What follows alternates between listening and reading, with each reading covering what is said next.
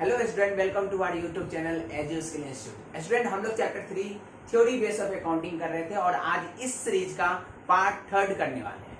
हम लोग पार्ट 1 में अकाउंटिंग का जो अकाउंटिंग प्रिंसिपल है क्या होता है वो देखा था।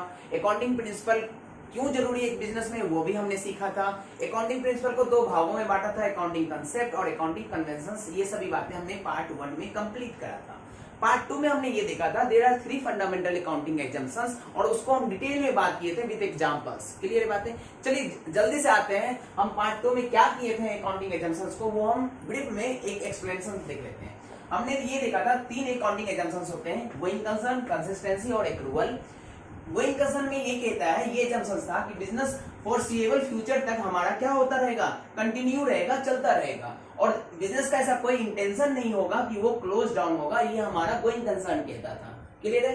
कंसिस्टेंसी क्या कहता था कि अगर आपने कोई एक अकाउंटिंग प्रैक्टिस ऑप्ट करी है तो ईयर आफ्टर ईयर वही फॉलो करना पड़ेगा।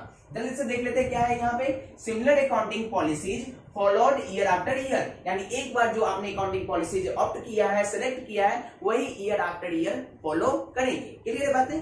एक्रूवल में देखते हैं क्या पढ़ा था हमने। एक्रूवल में देखा था कि transaction are recorded in the books of account when it is entered into the business. इसका मतलब क्या है कि ट्रांजैक्शन को हम तभी रिकॉर्ड करेंगे जब वह बिजनेस में एंटर होता है, तब नहीं रिकॉर्ड करेंगे, है ना, जब वह सेटलमेंट हो रहा हो। Not when the settlement takes place, जब सेटलमेंट हो रहा हो हम तब रिकॉर्ड नहीं करेंगे। यानी यहाँ पे पेमेंट रिसीव होना या पेमेंट पे करना ये इररिलेवेंट होता है। जैसे ही ट्रांजैक्शन हुआ है बिजनेस में उसी डेट को यहाँ पे ट्रांजैक्शन रिकॉर्ड करेंगे। तो हमने ये डिटेल में बातें करी थी। अगर आपको बिल्कुल डिटेल में विद एग्जांपल सीखना है, समझना है तो डिस्क्रिप्शन में लिंक है पार्ट 2 का, जाइए और देखिए, बहुत अच्छे से समझ में आएगा। तो चलिए आज का वीडियो हम स्टार्ट करते हैं पार्ट 3, जिसमें हम ये देखेंगे अकाउंटिंग प्रिंसिपल जो रिमेनिंग बचा हुआ है 11 अकाउंटिंग प्रिंसिपल वो कैसे होता है, क्या होता है, वो डिटेल में आज हम बात करने वाले हैं। तो चलिए स्टार्ट करते हैं आज का वीडियो। नंबर 1 अकाउंटिंग प्रिंसिपल से business entity concept. First accounting principle करने वाले हैं जो बचे हुए 11 अकाउंटिंग प्रिंसिपल थे जिसे आप अकाउंटिंग कन्वेंशंस के अंदर रख सकते हैं।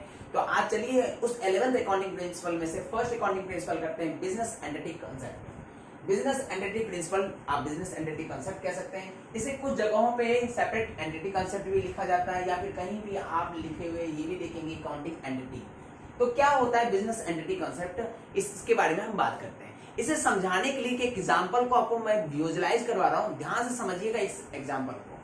देखिए इस एग्जांपल में मैंने क्या करा है, एक दीपक, जैसे मैं हूं, एक दीपक है और उन्होंने एक बिजनेस, मैंने एक बिजनेस स्टार्ट करा दीपक बुक स्टोर। क्लियर है बातें? अच्छा, जब मैंने ये बिजनेस स्टार्ट करा तो इसमें इन्वेस्ट करा है मैंने, इन्वेस्टेड ₹1 लाख, है ना, 1 लाख रुपीज का मैंने इन्वेस्ट कर डाला। ठीक है, 1 लाख रुपीज का मैंने इन्वेस्टमेंट करा। ओके, तो अब मैंने, क्योंकि ये बिजनेस स्टार्ट कर रहा हूं तो मैं क्या हो गया, ऑनर हो गया, यहाँ का इस बिजनेस का ऑनर बन गया। अब बिजनेस क्या कहती है कि आपने चैप्टर 2 में पढ़ा था कि जब ऑनर बिजनेस में कोई भी अमाउंट इन्वेस्ट करता है तो बिजनेस उसे कैपिटल ट्रीट करती है। क्या करती है? कैपिटल। ये आपने चैप्टर 2 में पढ़ा था, कैपिटल ट्रीट करती है। बिजनेस हमेशा इन्वेस्टेड अमाउंट को जो ऑनर के द्वारा इन्वेस्ट किया गया उसे कैपिटल ट्रीट करती है। अब ध्यान समझिए क्या हो रहा है। अब ऑनर क्या सोचा कि मैंने जो पैसे इन्वेस्ट करे वो जब चाहूं इस बिजनेस से विड्रॉ कर सकता हूं। ये पॉइंट ऑफ व्यू ऑनर का है कि मैंने जो बिजनेस में पैसे इन्वेस्ट करे हैं ये मेरा मौलिक अधिकार है कि जब मैं चाहूं इस बिजनेस से पैसे विड्रॉ कर सकता हूं, ये मेरा मन। ठीक है, बिजनेस क्या सोच रही है, अब ध्यान समझिएगा इसके पॉइंट ऑफ व्यू से। क्योंकि एक ऑनर है जिसका नाम दीपक है, उन्होंने मेरे में, मुझ में इन्वेस्ट करा है 1 लाख का और now I am bound to pay back when he demands. जब जब ये डिमांड करेगा इस पैसे को लेने के लिए तो मैं मना नहीं कर पाऊंगा, मुझे वापस देना ही पड़ेगा।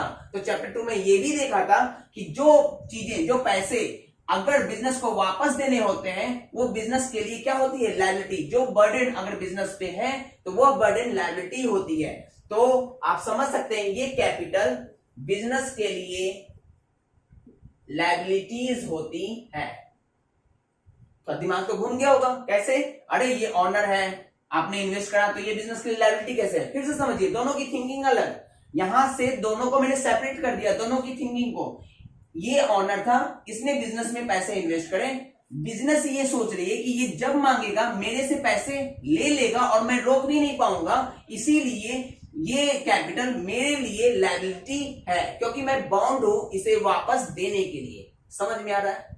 ओके, अब आगे चलते हैं। क्या हुआ जब बिजनेस में 1 लाख रुपए का इन्वेस्टमेंट हुआ, तो बिजनेस ने क्या करा इस 1 लाख का, ध्यान से समझते जाइएगा।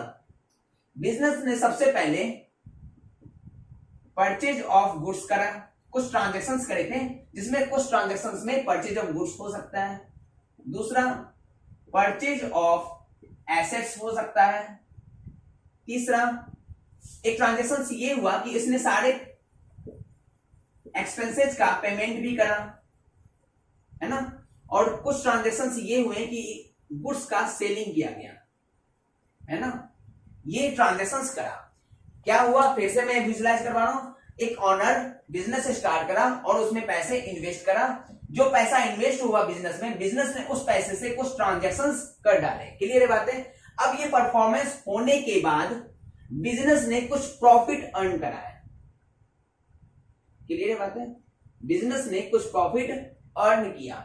अब क्योंकि ये ऑनर बिजनेस में इन्वेस्ट करा है, तो बिजनेस से ये एक्सपेक्ट करता है कि हमें कुछ रिटर्न मिलेगा। अब क्योंकि ये प्रॉफिट हुआ है, now this profit only relates to owner. Business इस प्रॉफिट को किसे देने के लिए बॉन्ड हो जाएगा? ऑनर के लिए, क्योंकि ये प्रॉफिट किसका है? अब ये ऑनर का है। तो आप ये समझ सकते हैं यहाँ पे ये प्रॉफिट बिजनेस के लिए एक लायबिलिटी है, जो कभी भी ऑनर मांगेगा तो ये प्रॉफिट उसे देना पड़ेगा। एक तरीके से आप कह सकते हैं कि बिजनेस के द्वारा इन्वेस्ट किया हुआ अमाउंट का ये क्या है? रिटर्न है। समझ में आ रहा है? क्लियर है बातें? फिर से समझाएं। क्या हुआ, बिजनेस ने इन्वेस्ट करा, सॉरी ऑनर ने इन्वेस्ट करा बिजनेस में, इन्वेस्टमेंट अमाउंट का बिजनेस ने कुछ ट्रांजैक्शंस करे और ये कुछ प्रॉफिट कमाया, और ये जो प्रॉफिट है ऑनर के लिए ये रिटर्न होता है, इसीलिए बिजनेस बॉन्ड होती है इसे पे करने के लिए। बात समझ में आ रहा है? तो आप कह सकते हैं ये प्रॉफिट भी बिजनेस के लिए क्या है? लायबिलिटीज है। ये बात समझ में आ रहा है? क्लियर है? तो हम आप समझ पा रहे होंगे कि मैंने ऑनर को अलग रख रहा हूं और बिजनेस को अलग रख रहा हूं, मैं दोनों को एक साथ नहीं मिला रहा। तो आपके माइंड में एक चीज चल रहा होगा, सर ऐसा कैसे? ये ऑनर है, इन्होंने ही बिजनेस स्टार्ट करा, तो फिर ये इनका उनका ये ट्रांजेक्शन ऐसा क्यों कर रहे हो आप? तो मैं एक तरीके से आपको ये समझाने के लिए मैं सबको मिला देता हूं। मैं ये मानता हूं यही ऑनर है, यही बिजनेस है, मैं दीपक, मेरा ही ये दुकान, मेरा ही बिजनेस, सब कुछ मेरा, मेरा प्रॉफिट, मेरा लॉस, सब कुछ मेरा। क्लियर है? अब मैं एक एग्जांपल समझा रहा हूं आपको, ध्यान समझिएगा। एग्जांपल, मैं दीपक, मैंने बुक स्टोर ओपन करा, सब कुछ मेरा, मैंने कुछ अलग अलग नहीं सोच रहा हूं। मैं एक बार मूवी देखने गया, मैंने मूवी की टिकट ली, मैं पॉपकॉर्न खाया, कोक पिया, और सारे एक्सपेंसेस मैंने बिजनेस के खाते में डाल दिया। अब समझिए क्या हुआ, बिजनेस के एक्सपेंसेस बढ़ गए और बिजनेस का इनकम क्या हो गया? कम। अब क्या, जब मैं ईयर के एंड में अकाउंटिंग बनाऊंगा, फाइनेंशियल स्टेटमेंट बनाऊंगा, तो क्या बिजनेस का प्रॉफिट मुझे एक्यूरेट दिखेगा? नहीं दिखेगा।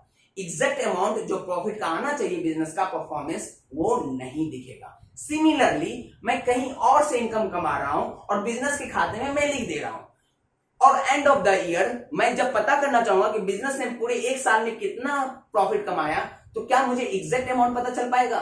नहीं पता चलेगा। क्यों नहीं पता चलेगा? क्योंकि मैं कहीं और का भी इनकम बिजनेस में ऐड कर चुका हूं। तो बिजनेस ने एग्जैक्ट अमाउंट कितना कमाया है एक साल में, ये मुझे पता नहीं चलेगा। बात समझ में आ रहा है? इसीलिए ऑनर की एक्टिविटीज को हम साइड रख रहे हैं और बिजनेस की एक्टिविटीज को हम साइड रख रहे हैं। आगे आप जितना भी पूरे बिजनेस पढ़ेंगे, बिजनेस की जितनी भी ट्रांजैक्शंस होती हैं, in the name of business, not in the name of owner. Clear बातें? और जितनी भी रिकॉर्डिंग होती है वो बिजनेस के पॉइंट ऑफ व्यू से सोच के किया जाता है, ना कि ऑनर के पॉइंट ऑफ व्यू से सोच के किया जाता है। बात समझ में आ रहा है? आपने लायबिलिटी भी कैसे पॉइंट ऑफ व्यू से सोचा? बिजनेस को पे करना पड़ेगा। आपने बिजनेस के पॉइंट ऑफ व्यू से सोचा ना, तो जितनी भी ट्रांजैक्शन की रिकॉर्डिंग होती है वो बिजनेस के पॉइंट ऑफ व्यू से सोच के ही किया जाता है। बात समझ आ रहा है? अच्छा, अब ये समझ पा रहा है कि आपने ये एंटिटी को क्यों लाना पड़ा? क्योंकि ऑनर के एक्सपेंसेस और बिजनेस के एक्सपेंसेस को हमें अलग अलग रखना था, दोनों को नहीं मिलाना था। इसीलिए इस प्रिंसिपल का यूज किया गया। Business entity concept means that owner की आइडेंटिटी अलग है और बिजनेस की आइडेंटिटी अलग है। समझ पा रहे हैं? तो इसका डेफिनेशन क्या कहता है?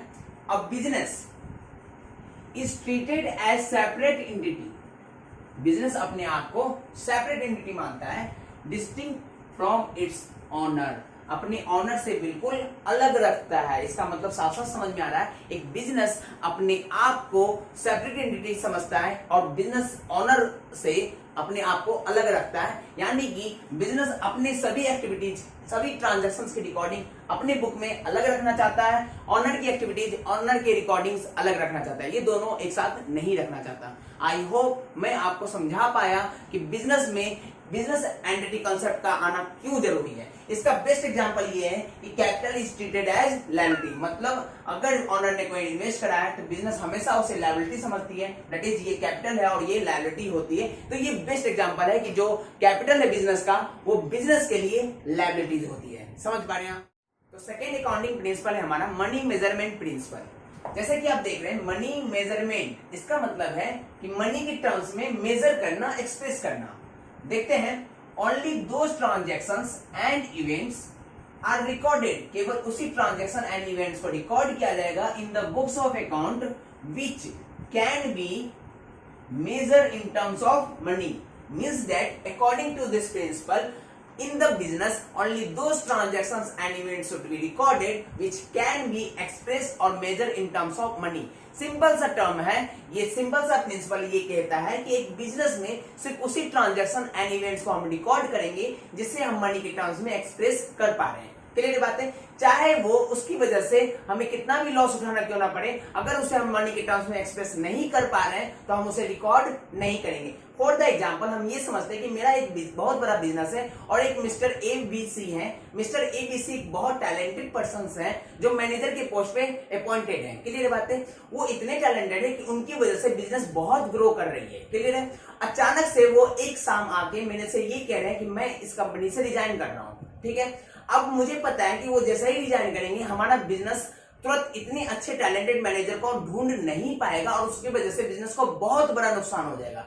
इवन दो बिजनेस ये जान रहा है कि अगर वो रिजाइन करके चले गए तो हमारे बिजनेस में बहुत नुकसान होगा, फिर भी हम इस नुकसान को रिकॉर्ड नहीं कर सकते क्योंकि इस नुकसान को हम मनी के टर्म्स में एक्सप्रेस नहीं कर पाएंगे। बात समझ आया? तो देखते हैं सेकंड पॉइंट क्या कहता है। A transaction and events which can not be measured in terms of money, जिसे हम मतलब मनी के टर्म्स में एक्सप्रेस नहीं कर पाएंगे, नो मैटर, ये मैटर ही नहीं रखता हाउ क्रूशियल इट इज, कितना क्रूशियल हो सकता है बिजनेस के लिए, टू द बिजनेस, बिजनेस के लिए कितना क्रूशियल हो सकता है, बिजनेस को कितना लॉस हो सकता है, इसका कोई मतलब नहीं है, बट वो रिकॉर्ड नहीं होगा। क्यों? क्योंकि हम उसे मनी के टर्म्स में एक्सप्रेस नहीं कर पाएंगे। सिंपल सा समझ में आ रहा है? ये प्रिंसिपल क्या कह रहा है, समझ पा रहे हैं? इस प्रिंसिपल के अकॉर्डिंग हम बिजनेस के ट्रांजैक्शंस को जो मनी के टर्म्स में एक्सप्रेस हो पा रहा है सिर्फ वही रिकॉर्ड होगा, अदरवाइज रिकॉर्ड है हमारा अकाउंटिंग पीरियड प्रिंसिपल। इस प्रिंसिपल में क्या होता है, सपोज आज की डेट में अगर हमने एक बिजनेस स्टार्ट करा है तो वह बिजनेस कंटिन्यू चलता रहेगा, 10, 15, 20, 25 सालों साल तक चलता रहेगा। तो कोई भी बिजनेसमैन बिजनेस बंद होने के बाद बिजनेस का प्रॉफिट और लॉस चेक नहीं करता। ऐसा नहीं होता कि बिजनेस चल रहा है तो चल रहा है और जब बंद होगा कई सालों के बाद तो बिजनेस ने अब तक कितना प्रॉफिट और लॉस अर्न किया है ये हम चेक करेंगे, फिर ऐसा नहीं होता। तो कोई भी बिजनेसमैन बिजनेस के इस लाइफ इंटरवल में कब अपना प्रॉफिट और लॉस चेक करेगा, ये एक क्वेश्चन होता है। इसी का जवाब देते हुए अकाउंटिंग पीरियड प्रिंसिपल ये कहता है कि आप ये जो लाइफ ऑफ इंटरप्राइजेस है आप इसको छोटे छोटे स्मॉल टाइम पीरियड में डिवाइड कर दो। ये छोटे छोटे टाइम इंटरवल में आप क्या कर दो, इस लाइफ को डिवाइड कर दो और ये जो टाइम इंटरवल में आपने डिवाइड करा है इसे आप अकाउंटिंग पीरियड कहेंगे। अकाउंटिंग पीरियड कहेंगे। ये जनरली 1 ईयर का होता है ना, ये 1 ईयर का होता है। तो कोई भी बिजनेसमैन इस अकाउंटिंग ईयर के एंड में ये चेक करता है कि उसके बिजनेस का प्रॉफिट और लॉस कितना आया है। सिमिलरली ये नेक्स्ट ईयर अपने बिजनेस का प्रॉफिट और लॉस चेक करेगा नेक्स्ट ईयर के एंड में। तो इस तरीके से सभी बिजनेसमैन एवरी ईयर के एंड में वो बिजनेस का प्रॉफिट और लॉस चेक करते हैं। इसका मतलब क्या हुआ, अकाउंटिंग पीरियड प्रिंसिपल ये कहता है कि जो लाइफ ऑफ बिजनेस है उसको छोटे छोटे अकाउंटिंग पीरियड में आप डिवाइड कर लो और जो अकाउंटिंग पीरियड में आप डिवाइड कर पा रहे हो वो जनरली 1 ईयर का होता है और उसके एंड में आप ये चेक करो कि प्रॉफिट और लॉस अपने बिजनेस का कितना हुआ है। सिंपल सा है। आइए एक्सप्लेनेशन नंबर 1 समझते हैं। लाइफ ऑफ बिजनेस या फिर life of enterprise divided into small time period. Small time interval known as accounting period, और ये जनरली 1 ईयर का होता है ना। At the end of which income statement known as profit and loss account and position statement known as balance sheet are prepared, मतलब आप इसके and में प्रॉफिट एंड लॉस अकाउंट बनाएंगे और बैलेंस शीट बनाते हैं। समझ में आ रहा है? सेकेंड एक्सप्लेनेशन क्या है? एन अकाउंटिंग पीरियड इज, मतलब एक अकाउंटिंग पीरियड जो है हमारा वह फाइनेंशियल ईयर के भी नाम से जाना जाता है। इसे हम फाइनेंशियल ईयर भी कहते हैं या फिर इसे अकाउंटिंग ईयर भी कहते हैं। क्लियर बातें? या फिर हम इसे अकाउंटिंग ईयर भी कहते हैं। थर्ड पॉइंट क्या है? It usually starts from 1 April to 31 March, और ये जो इसका पीरियड होता है 1 अप्रैल से 31 मार्च तक का होता है। तो सिंपल इन शॉर्ट क्या कह रहा है अकाउंटिंग पीरियड प्रिंसिपल, कि हम लाइफ ऑफ बिजनेस को छोटे छोटे स्मॉल पीरियड में बांट देंगे। ये स्मॉल पीरियड जनरली 1 ईयर का होता है और ये स्टार्ट होता है 1 अप्रैल टू 31 मार्च। जो आप स्मॉल पीरियड में बांट रहे हो उसे अकाउंटिंग पीरियड या अकाउंटिंग ईयर या फाइनेंशियल ईयर के नाम से भी जानते हैं, और इसी के एंड में आप प्रॉफिट एंड लॉस अकाउंट बनाते हैं जिससे आप बिजनेस का प्रॉफिट या लॉस का पता चलता है।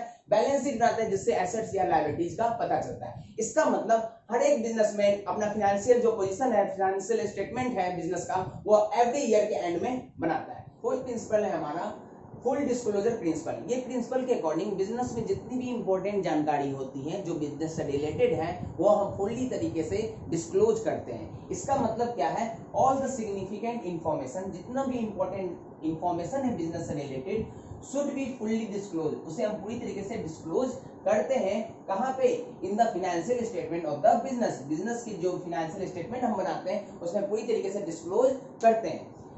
इसका बेस्ट एग्जांपल ये होता है कि कॉन्टिजेंट लायबिलिटी। कॉन्टिजेंट लायबिलिटी क्या होता है? एक मिनट में समझाता हूं। ये जो कॉन्टिजेंट लायबिलिटी है इसे हम शो करते हैं as a footnote to the balance sheet of the business. Balance sheet के फुट नोट पे हम इसे शो करते हैं। एक मिनट में समझा रहे हैं इसे। कॉन्टिजेंट का मतलब क्या होता है? कॉन्टिजेंट का मतलब होता है यहाँ पे एंटीसिपेटेड लॉस। एंटीसिपेटेड का मतलब होता है फ्यूचर में होने वाला लॉसेज। अगर बिजनेस को लगता है कि हमें फ्यूचर में कोई लॉस होने वाला है तो ये बिजनेस से रिलेटेड इंपॉर्टेंट जानकारी है और वो इंपॉर्टेंट जानकारी अपने बैलेंस शीट के फुट नोट पे डिस्क्लोज करता है। अच्छा, इस एंटीसिपेटेड लॉस को ही हम कॉन्टिजेंट लायबिलिटी कहते हैं। इसका एक एग्जांपल देता हूं मैं। मान लेते हैं बिजनेस का कोई केस चल रहा है कोर्ट में और उन्हें लगता है कि वो केस हार जाएंगे और हमें थर्ड पार्टी को कुछ अमाउंट पे करना पड़ेगा, सिर्फ लाइक रुपीज 4 लाख 4 करोड़ है ना, हमें पे करना पड़ेगा। तो ये बिजनेस के लिए एक लायबिलिटी होने वाला है फ्यूचर में, और फ्यूचर में एक लॉस है और अभी हुआ नहीं है बट ये फ्यूचर में, तो इसे ही हम कॉन्टिजेंट लायबिलिटी कहते हैं। और ये बिजनेस के लिए इंपॉर्टेंट इंफॉर्मेशन है जो कि बैलेंस शीट के फुटनोट पे डिस्क्लोज करती है। तो अकॉर्डिंग टू दिस प्रिंसिपल हम सभी जानकारी जो इंपॉर्टेंट है बिजनेस से रिलेटेड, चाहे वो फ्यूचर में होने वाला हो या एट प्रेजेंट हो, वो सभी हम डिस्क्लोज करते हैं। सिंपल सा प्रिंसिपल था, ये समझ में आ रहा है? Thank you. नेक्स्ट प्रिंसिपल है हमारा मटेरियलिटी प्रिंसिपल। मटेरियलिटी का मतलब यहाँ पे होता है इंपॉर्टेंस। ये प्रिंसिपल भी फुल डिस्क्लोजर प्रिंसिपल जो अभी अभी हमने पढ़ा है उसी को फॉलो करता है। क्या कहता है ये? मटेरियलिटी प्रिंसिपल कहता है items having significant effect shall be disclose. वो सभी चीजें जो बिजनेस में इंपॉर्टेंट होती हैं आप उसे डिस्क्लोज करेंगे या फिर रिकॉर्ड करेंगे। एक एग्जांपल से इसे मैं समझाता हूं। सपोज एक बिजनेस है ए, एक बिजनेस है और एक बिजनेस बी है, ठीक है। अब ध्यान समझिएगा, इस बिजनेस ने कुछ परचेज करा, स्टेशनरी का सामान कुछ परचेज करा, ऑल अबाउट 20,000 का इसने परचेज करा है, और सिमिलरली इस बिजनेस ने भी ऑल अबाउट 20,000 का परचेज करा है। अब ये इसका टर्नओवर इस बिजनेस का पर ईयर 10 लाख रुपीज का है और इस बिजनेस का टर्नओवर हमारा 100 करोड़ का है। अब ध्यान समझना, इससे ये पता चल गया ये छोटे बिजनेस है, ये बड़े बिजनेस है, ठीक है। इन्होंने कुछ स्टेशनरी खरीदने में 20,000 का खर्च करा है और इन्होंने भी 20,000 का खर्च करा है। अब क्योंकि ये छोटे बिजनेस है तो ये एवरी एक्सपेंसेस का रिकॉर्ड करते हैं, तो इन्होंने रिकॉर्ड करा है pen, pencil, paper, glue, pin, ये सारा ये रिकॉर्ड कर रहा है। क्लियर है बात है? अब इनका 20,000 की वैल्यू और इनके 20,000 की वैल्यू दोनों सेम है, लेकिन ये क्योंकि बड़े बिजनेस हैं तो ये एवरी छोटी छोटी आइटम को रिकॉर्ड करना पॉसिबल नहीं होता, इसलिए ये सभी छोटी छोटी आइटम को एक हेड में क्लब कर देते हैं, ज्वाइन कर देते हैं और एक नाम देते हैं स्टेशनरी। स्टेशनरी के अंदर ये सभी 20,000 को मर्ज कर देते हैं। अब ये स्टेशनरी लिख दिया इस बिजनेस ने, तो इसका मतलब है स्टेशनरी के जितने भी सामान है, pen, pencil, glue, paper, pin, ये सारा का सारा इसमें आ गया। अब क्योंकि छोटे बिजनेस थे तो इन्होंने स्टेशनरी ना लिख के कहां कहां पैसे खर्च करे, इन्होंने सारे आइटम्स को डिस्क्लोज किया है। अब आप ध्यान से समझिएगा, 20,000 दोनों की वैल्यू सेम, बट इसके लिए इन सभी खर्चों का डाटा रखना बहुत ही जरूरी था, क्योंकि इनके लिए पैसे की वैल्यू इफेक्ट ज्यादा जरूरी था, इसलिए इन्होंने पूरा का पूरा रिकॉर्ड करा है। बट इसके लिए इतना रिकॉर्ड रखना जरूरी नहीं था, क्योंकि बड़े बिजनेस थे, इन्होंने एक छोटे से हेड में सारा का सारा कंबाइन कर दिया। हमने क्या लिखा है, आइटम्स हैविंग सिग्निफिकेंट इफेक्ट। छोटे बिजनेस के लिए ये सभी इफेक्ट रखता है कि 20,000 हमारा कहां खर्च हुआ, इसलिए इन्होंने डिस्क्लोज करा है। इन्होंने नहीं डिस्क्लोज करा क्योंकि 20,000 का स्टेशनरी खर्च होना आम बात है, क्योंकि ये बड़े बिजनेस है, तो इन्होंने डिस्क्लोज नहीं करा। तो आप कह सकते हैं मेटेरियलिटी प्रिंसिपल जो है हमारा एक तरीके से सब्जेक्टिव प्रिंसिपल है, ये एक सब्जेक्टिव मैटर है, मतलब it depends upon business to business. एक बिजनेस के लिए इफेक्ट हो सकता है तो दूसरे बिजनेस के लिए मे बी वो आइटम इफेक्ट ना हो। मैं एक एग्जांपल से आपको समझाता हूं। मान लेते हैं मुकेश अंबानी है, उनका 100 रुपए खो जाता है। सिमिलरली एक भिखारी का भी 100 रुपए खो जाता है। अब यहाँ पे 100 रुपए की वैल्यू दोनों पर्सन के लिए सेम है, बट क्योंकि दोनों का पैसा खोए हैं तो भिखारी को ज्यादा इफेक्ट होगा कि मेरे पैसे खो गए, बट अंबानी को इतना फर्क भी ना पड़े।